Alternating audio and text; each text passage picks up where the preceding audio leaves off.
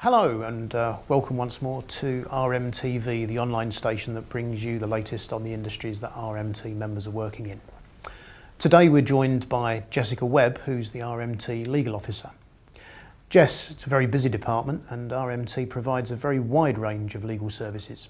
We see it as a major benefit for RMT members that we provide them and their family members with legal advice on pretty much anything at all, as a from the domestic concerns to what we are about, which is about concerns at work and in the workplace. So Jess, if an RMT member feels they've got a legal problem, what should they do in the first instance? The first line of inquiry could be that they would want to call the RMT helpline, and that's staffed here at the RMT head office, and that could be on anything that concerns them within the workplace. If any member thinks that they have a matter which is something that could be dealt with by an employment tribunal, we ask them through their branch secretary to fill in an L2 form. We provide it straight to our solicitors and they will provide a written opinion for them on the prospects of success. With employment tribunals, what we're looking at is all the kinds of cases that can be dealt with them. We're talking unfair dismissal, and all the discrimination headings. So discrimination on the grounds of your sex, sexuality, religion, race, all those headings. We are keen as a union to find any examples of discrimination.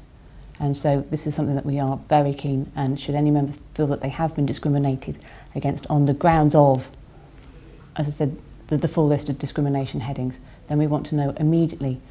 One concern that I'd really like to ask is that members are aware of a very strict time deadline from any act that they're concerned about, which they think could be a case for a tribunal. You've got to get into a tribunal within 3 months minus 1 day. So as soon as anyone thinks that they have a cause of concern, not to wait to the end of the grievance procedure, not to wait to the end of an appeal hearing, but to contact us straight away. Because if we lose that chance, then it will be deemed out of time by a tribunal. On employment tribunals, how many cases roughly would the union handle in the course of a year? We process around 450 a year applications, which has got to this point of saying, right, this is an employment tribunal matter, can we get a written opinion from our solicitors? Now, if we go aside from employment tribunals, another major concern for us is the health and safety within the workplace accidents and workplace industrial injuries. We have a different form for that, an L1 form. Again, that could be signed off by the branch secretary. We send it straight to the solicitors and they take it from there. For personal injury, you can imagine all the kinds of accidents that unfortunately happen in the workplace. But it will compensate the person for the loss of wages and hopefully for any of the wages losses for the time and their lifetime affected. With personal injury claims, you have 3 years from the date, either from the accident or the date of knowledge that your physical condition has been caused by your workplace.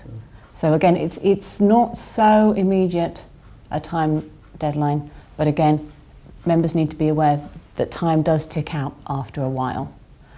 And for criminal injuries compensation scheme claims, where someone has been the victim of a crime and suffered physical injury, the deadline is for 2 years.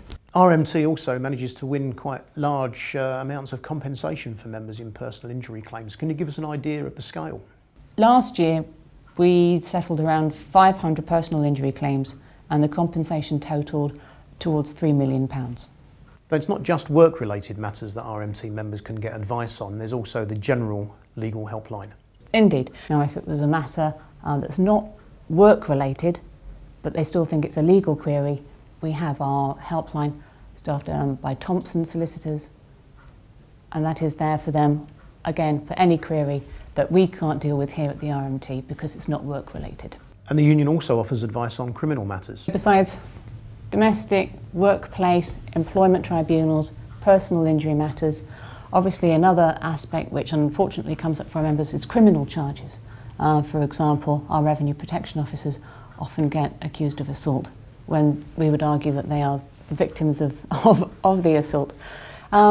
So this is it's quite a common request. We don't have a form for criminal requests, What we ask is that the member provide a copy of the charge sheet, and the branch secretary or regional organiser just gives a couple of lines to the General Secretary explaining why the union should fund a criminal charge matter. So just to sum up, Jess, if people have got a legal issue they need dealing with, how do they get in touch?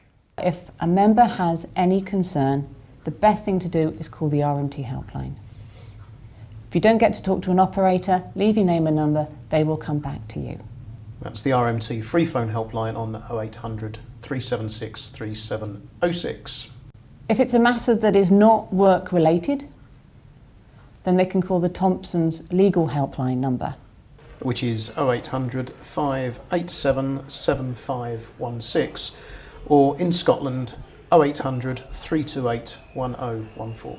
Should a member or a family member have a problem that's a criminal matter and need an urgent solicitor for, say, they are being investigated by the police under caution, they can call 0800 587 7530.